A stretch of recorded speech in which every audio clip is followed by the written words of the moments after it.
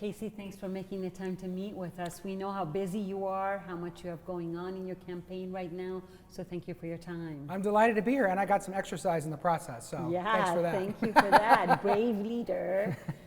We have about 15 questions to ask you. We're going to take turns, and Thomas is asking the first one. And great. Get started. Let's do it. Casey, pleasure to spend time with you this afternoon. We're part of Chophouse Row, a collection of small businesses in the Cloud Room, which is a co-working space with a large membership. We're going to broadcast this out to our friends and to people throughout Seattle.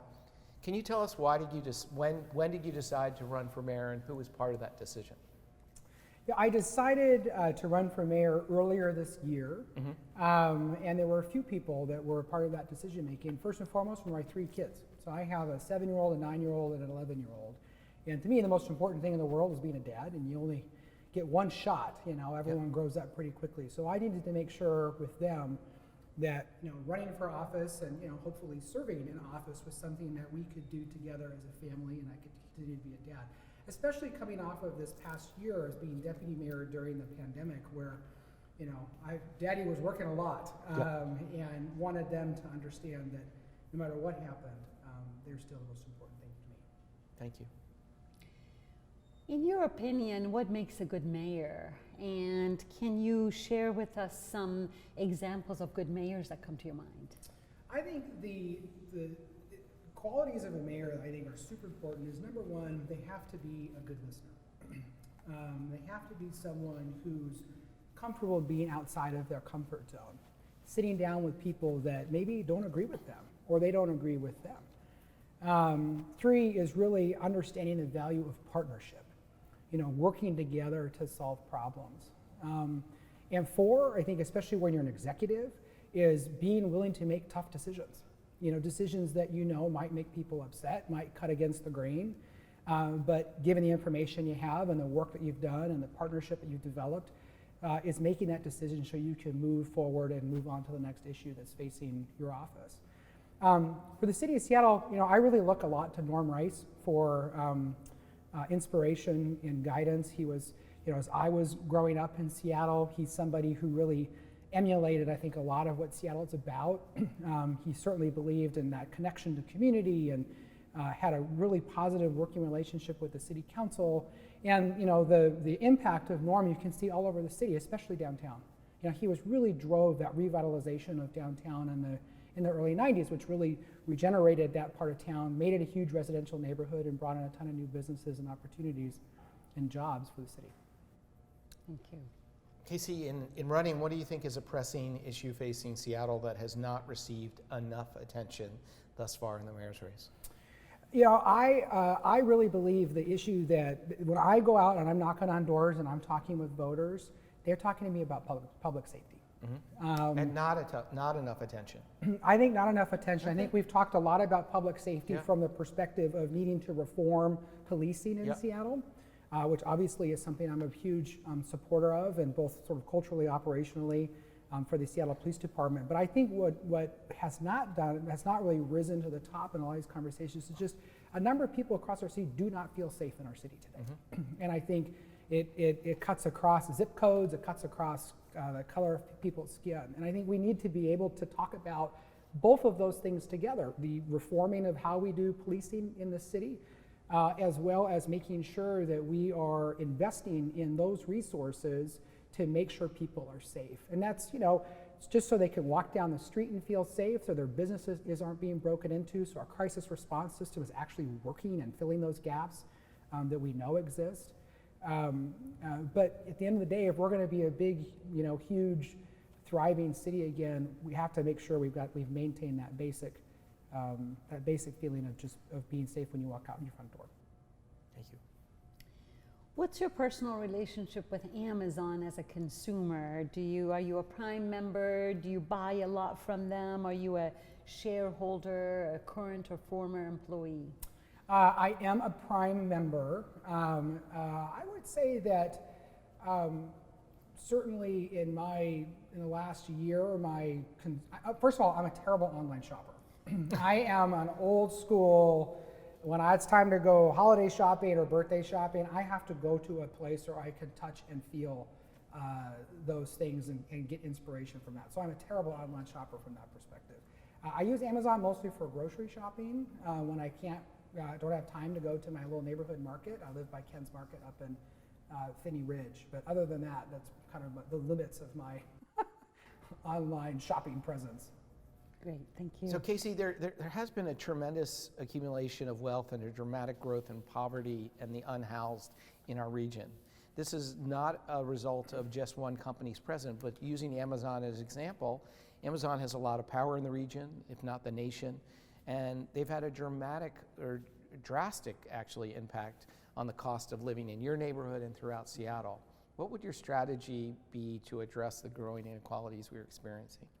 Well, look, income inequality in Seattle has been growing exponentially for years. And, we've tried, the city and others have tried different strategies throughout that time that haven't been able to keep pace with the rapid growth and just the increase in the cost of living here. That's why I've actually proposed that we go big and pilot the largest guaranteed basic income program in the country. Lift up 16,000 families with $500 a month in supplemental income, who are just struggling to make ends meet and be able to make sure Seattle can continue to be a home for them. 16,000 families, we can design this lots of different ways in partnership with community and really see who it works for and apply some lessons learned from this past year during the pandemic where we fed thousands and thousands of families every week as part of our pandemic response. To me, that is a strategy that needs to be part of a series of strategies, but one that really, I think, just really believes in if we can invest directly in families and make sure that they are the ones making the decisions that work for them, whether that's healthcare, housing, childcare, any of the issue, just putting food on the table for their families. I think in a city of this much opportunity and wealth, no family should go without food and the opportunity to create a better life for themselves here in Seattle. Thank you. What do you think is the best run department in the city of Seattle, and which department, as our new mayor, do you think will need your attention early on? Let's set aside SPD for a moment because we're going to come back to that. The best run department in the city. Boy, that's a really tough question. I oversaw, that's like choosing among your children because I oversaw so many departments as deputy mayor. Yeah, I have to say the department that inspires me the most, believe it or not, is the Seattle Center. It has been, the Seattle Center is such a special place in our city, not just because of the legacy of the World's Fair, but it's a place that's free and open to everybody. And when you talk with residents, whether they're new to the city or if they grew up here or they're a multi-generation family in Seattle, everyone has a memory of the Seattle Center. And the leadership down there really embodies that spirit and are always looking for ways to evolve the programming and experience. And so now with the Climate Pledge Arena coming online later this year and some of the other efforts like I have about it's time for us to rebuild Memorial Stadium into something that's better for kids and the student athlete experience. It's really an opportunity for us to rethink Bumbershoot and all these other festivals that the Seattle Center is host to, and continue to find those new ways that people can connect with that part of our city and the history that comes along with it. We know you get the team of rivals concept of how President Biden has tapped Vice President Harris and Secretary Buttigieg and others. So New York City just finished a ranked choice election. King County has ranked choice voting, which looks like we may soon. Who would you pick as your number 2 for mayor? That's a great question. And no just spin, just tell us, you got to know those folks a lot? I would say, if we were doing ranked choice voting, assuming you're putting yourself as number 1. I would put myself number 1. I would put Lance Randall. Thank you. I have really I appreciate the perspective and the energy that Lance has brought to the campaign trail. His heart is in the right place. He's got ideas and they're proven concepts. And at the end of the day, he's a very decent, honorable person. I think he would lead the city well. Thank you. So let's shift to talk about policing. Policing has become an extremely divisive issue in this city and around the country. how would you build a roadmap for policing that would be compelling to all of the communities in this city? Well, I think number one, it comes from a value statement, and I said a little bit earlier, which is, every single person in the city should be able to walk down the street and feel safe. And the fact is, people don't. And when it comes to police accountability and reform, I think we need to be very honest that we need to, number one, complete the work of police reform. It's been going on for a long time. The department is under lots of different oversight, and yet we haven't quite completed that transaction yet to get it to where we want it to go. So, for me, it is, number one, we have to complete the work of police reform. Number two is, I do believe we need to hire more officers. We're down 300 officers for a department that already was relatively small compared to other jurisdictions. But to me, the question is, who are we hiring and what are we hiring them into? And I think that is where part of our opportunity for culture change is really being much more intentional about finding opportunities to recruit people from Seattle to choose as a career path being a police officer. Because I think reestablishing that community connection between those who are sworn to protect with those communities for whom they are supposed to be working in partnership and protecting is a really broken link in our system. And then third is, the police chief and the contract. We have got to have a police chief who shares our values, who has a record of being a transformational leader, not just in culture, but in the operation of the department, which leads us to the last thing, which is the contract. The contract has to be rooted in the outcomes we want the department to have. That's much more transparent, more accountable, and frankly has zero tolerance for bad officers. So in the policing spirit, yesterday you read, as I did in the Seattle Times, Moot and I saw the article on compensation and overtime. That creates some dissidence among many Seattle residents. How would you promote accountability? How would you rebuild trust across the board in the way that police go about doing their work, particularly in this case from a compensation perspective? Yeah, look, one of our challenges, especially in the northern part of the city, is, we have had, the impact of having not enough staffing is very real. Mm-hmm. And it has an impact both sort of on the use of overtime. It also has an impact on the ability for us to actually move toward what I think we need to get back to, which is a micro-policing model, mm-hmm. where officers they have a much smaller territory that they're covering. They know the names of people in the neighborhood. They know the names of the businesses.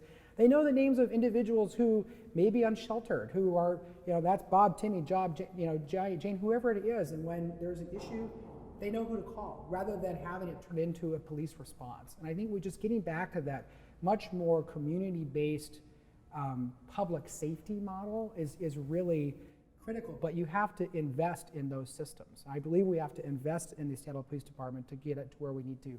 We also need to invest in the alternatives, right? So that we continue to have officers go to not as many response calls as they need to. Let's stand up that crisis response system that can really, is much better trained and equipped to be able to deal with the situations that most of us call the police department for today.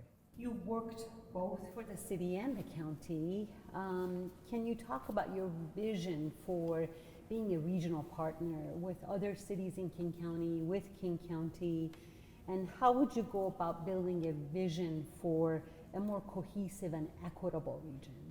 I really believe in regionalism, because the thing is, so many of the issues that we're experiencing as a city, whether it's homelessness, climate change, transportation access, environmental justice and restoration, those issues, they don't care about the jurisdictional boundaries between one city or the other, or what a county or the state. And I just really believe in 20 plus years of working for the federal government, county, and at the city, the more that we work in partnership, the more that our systems are aligned and we have a shared idea of what success looks like, the better outcomes we get. And I think we just have got to move past, pointing fingers or saying, this isn't my responsibility, it's your responsibility, and step back and say, what is the problem we're trying to solve, and be focused on that, and then align a solution, develop a creative solution to that where we all have a shared sense of success. Casey, what mid-size or small Seattle employer do you admire, and why, especially when it comes to their approach to equity, employee compensation, and diversity? I don't know that I have I have one. I think one of the really, I think one of the things that I'm really proud of our city is that we have attracted businesses. We have created the opportunity for small businesses to grow into larger businesses and do that because they have a shared sense of value, that they share the values that we have across Seattle. You know, people don't just move here, you know, because, you know, they like looking out Mount Rainier. There's a quality about not just the way in which we show up as a community, but the way in which we believe in our progressive values and putting those to work. And I'm really proud of our small businesses and our mid-sized businesses who have embraced that, and they use that to attract and retain employees. You know, growing up, Dick's, you know, the burger chain, right, was really on the forefront of, hey, we're going to provide healthcare, we're going to provide opportunity to get your college education, we're going to give you all these,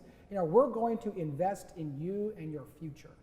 And they're still doing it all these years later. And I really believe that the more that businesses see investing in employees as good for their bottom line, the better Seattle will be. So is there anybody else that comes to mind? So we have Molly Moons down the street, a couple hundred employees in Seattle. We got Plum Bistro. We have other people, you know, Grist is a NGO that does interesting things. Is there anybody who's kind of stands out who's really just filling that niche in a way that speaks to you? Because you see a lot of those companies. Yeah, again, there's a Molly Moons and a Rachel's Ginger Beer in every one of our neighborhoods across Seattle, you know, that maybe doesn't get the same amount of notoriety, but are trying to do the same thing, whether they've got 5 employees or 150 employees. And I think here, you know, certainly on this part of Capitol Hill, right? I mean, growing up, this was a very different place, and I'm very thankful for those businesses that have grown up here and created, you know, contributing to, you know, the quality of life here and attracting businesses and creating spaces like this where, you know, co-working spaces like this, people want to be here because it's a cool neighbor to be in, right? It has all of the other amenities that folks want in their daily experience, and to be able to do that in any part of our city is, I think, one should be a goal. Thanks. If we talk to the people who worked for you, what would they identify as your best and worst qualities as a leader and a manager? What would you say, Bukta? I would say the ability to walk really fast and read 4 phones at the same time in your palm of your hands is one of your best qualities. I would say, I think maybe, I think the folks that have worked with and for me over the years would attest that I am a team player. I really believe, I really want to know what people think. I want them to be part of the design of the solution. And you know, I've always, as a manager and as a leader, tried to empower the people that work for me to, you know, give them the space to go out and customize that approach so it works for them, and so they can go and get myself out of the way so that they can, you know, do their job, but know that I've got their back. Great. And then the flip side of that, I think, would be, you know, I am a details person, and that does slow me down sometimes. You know, I want to be a layer down than I'm sometimes allowed to be. I think that was a huge learning curve for me when I became the chief operating officer at King County, with so much information coming across my desk or in my inbox, and, you know, wanting to read every single thing and comment on every single thing, and realizing that no, I can't. I don't have the time for that, which I think a learning lesson from that is really goes back to making sure that you've got the right team, right? If you've got a team that you have confidence in, and they share your values and your outlook on how you come about, how you approach problem solving or creating opportunities for folks, so by the time it gets to me, you know, I have the confidence in knowing that the work was done right and be able to say yay or nay. You have a data point of 1 strong vote right in the room about that managerial staff. You know, you just talked about strategy and kind of team building post-COVID. Please describe your strategies for how you might build a more equitable recovery. What might it look like? How do we go about kind of bringing the energy back to downtown and to Seattle? Well, I think, you know, first, we've got to remember that, you know, Seattle has been through many different challenges over the years. And despite all the divisiveness that we all feel or see or hear about here in Seattle, is to remember that what we have in common far outweighs that. And we've got to get back to a place where it's okay that we don't agree on everything, but we got to agree on some of the core things.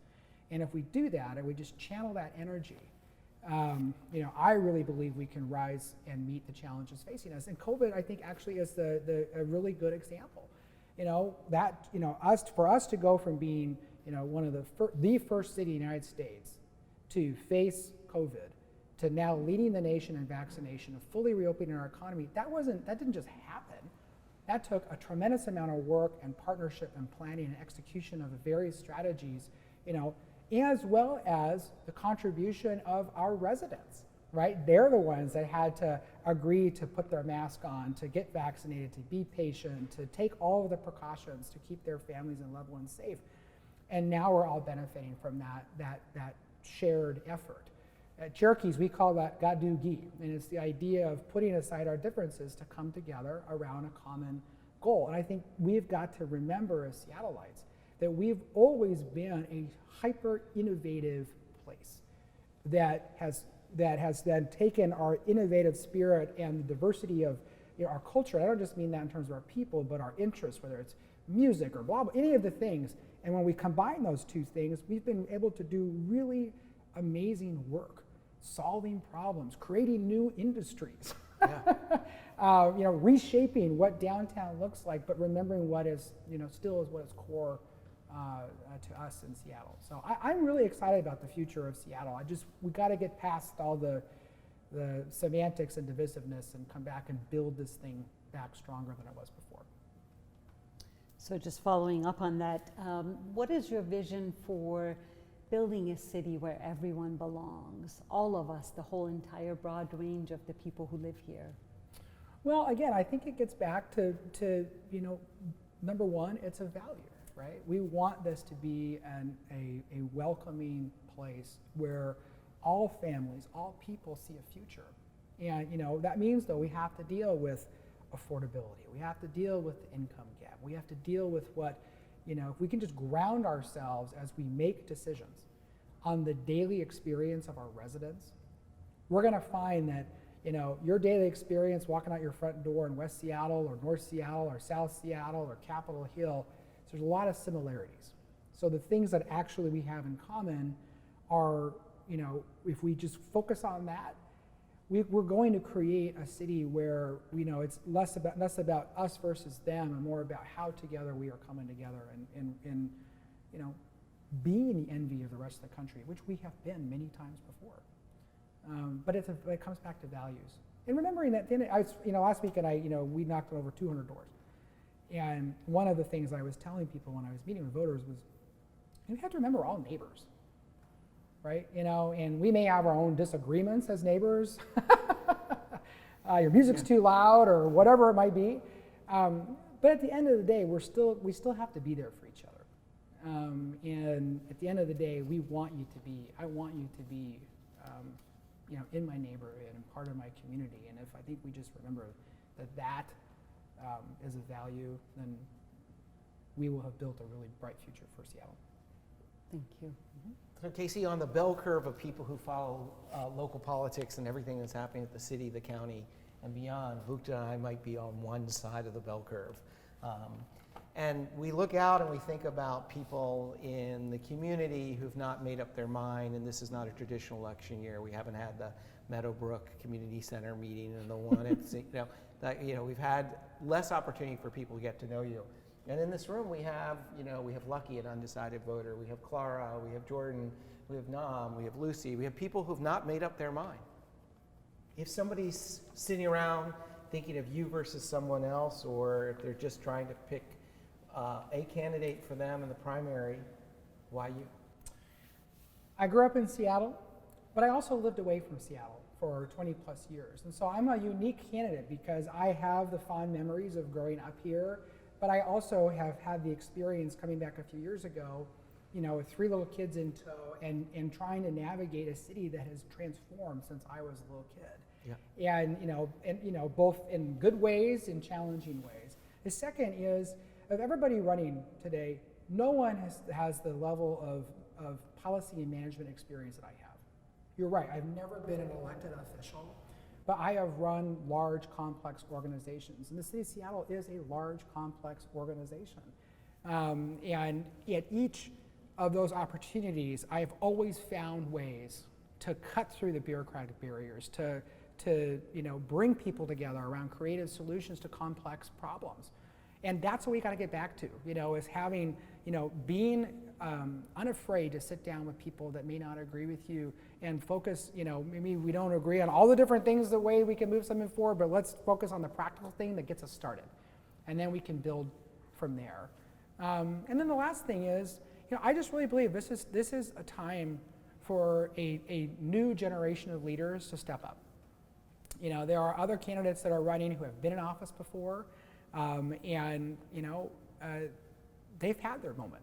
And I think a lot of the challenges that we're facing as a city, they didn't come out of COVID. They've been building for years. And I really think for voters, going back and looking at what those other candidates have said throughout all of their previous campaigns about the things they were going to do is do your homework and find out if they actually did them. Or are they still talking about the same things they were talking about 4 years ago, 10 years ago, 12 years ago? Because if they are, well, I'm the guy that has a plan and a vision for how we actually do those things. Beautiful. Thank you, Casey. Thank you very much. Thanks for taking the This was time fun. to meet with us. Yeah, it is Casey, fun. I'm still sweating from the breakdance. What an honor. Jeez, if that's sweaty, man, we can show you sweaty. We have some B-roll on sweating.